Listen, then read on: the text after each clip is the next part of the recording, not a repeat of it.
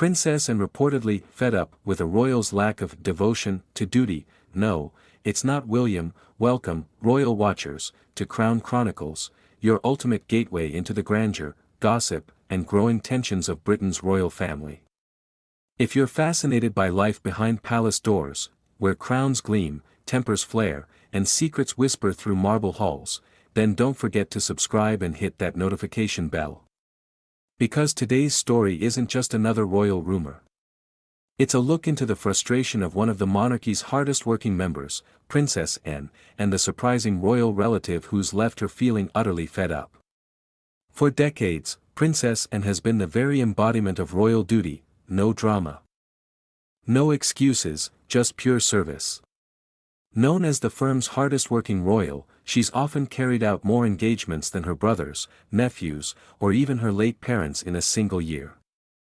She shows up, shakes hands, and gets the job done.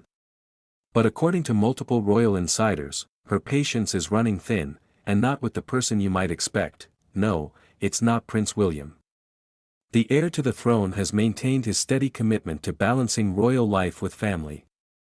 The royal who's reportedly drawn Anne's irritation is Prince Harry, the Duke of Sussex. Sources close to the royal household claim that Princess Anne has reached her limit when it comes to Harry's ongoing absence and what she sees as a lack of devotion to duty.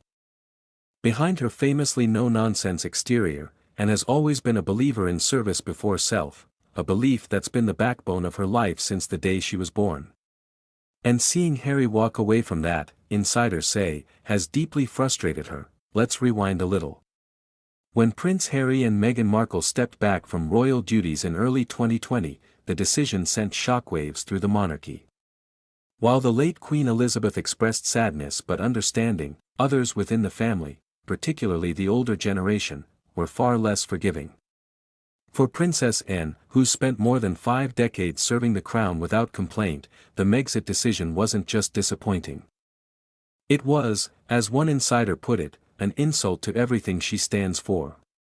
In her eyes, royal life is not a job you quit when it gets difficult, it's a lifelong commitment.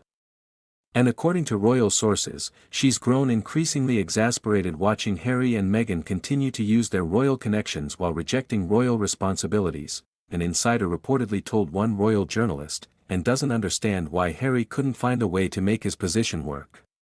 She's of a generation that believes you deal with your problems privately, not publicly. She thinks the monarchy demands resilience, not rebellion.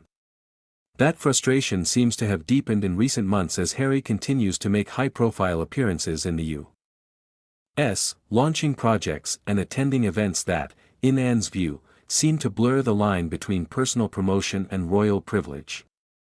Even though he no longer represents the monarchy, Harry still carries a title and global recognition that comes from his royal roots, something Anne reportedly believes he has not treated with enough respect. What's more, there have been whispers that Anne feels Harry's absence has placed extra strain on the rest of the royal family.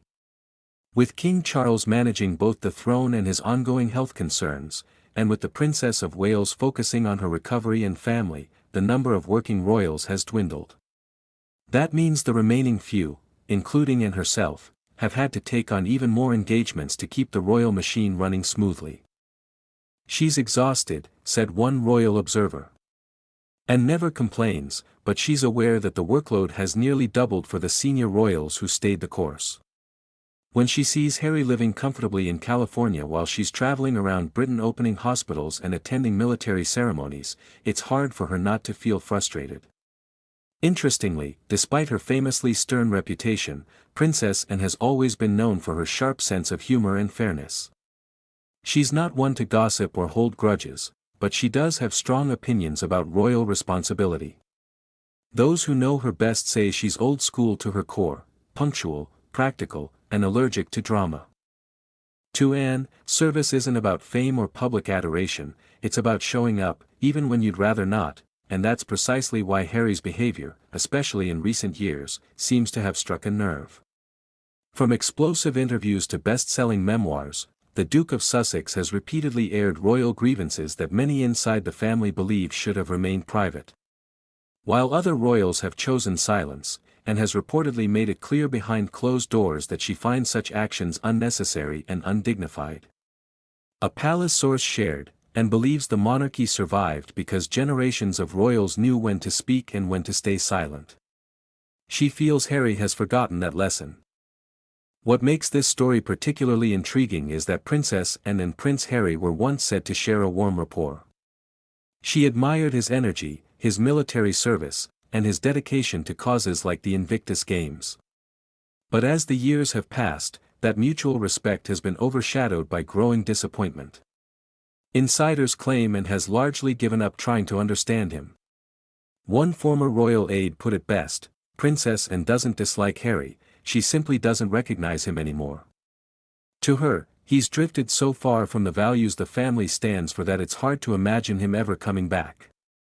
And yet, despite her reported frustration, Anne's stance isn't born of malice.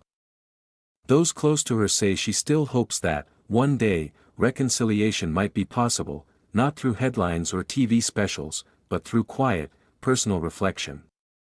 She's not one to hold out an olive branch publicly, the insider added, but she believes time and humility can heal most wounds. Still, the tension between Harry's independence and Anne's devotion to the crown reflects a much deeper divide within the royal family, one that's generational, philosophical, and profoundly emotional. And represents the steadfast tradition of never explain, never complain. Harry represents the modern push for openness and individual freedom. Both viewpoints have merit, but within the House of Windsor. Those two ideals have never clashed so fiercely. As the monarchy evolves under King Charles, this quiet rift underscores a key question: what does royal duty mean in the modern world? For Anne, it's still about service and sacrifice. For Harry, it's about authenticity and self-expression. And somewhere between those extremes lies the future of the British monarchy. One thing is certain: Princess Anne isn't going anywhere. At 74, she continues to carry the royal banner with the same dedication she showed as a young princess, representing stability in an era of uncertainty. Whether or not others follow her example remains to be seen. So, what do you think, royal watchers? Is Princess Anne right to feel frustrated, or should the younger royals be free to define their roles on their own terms?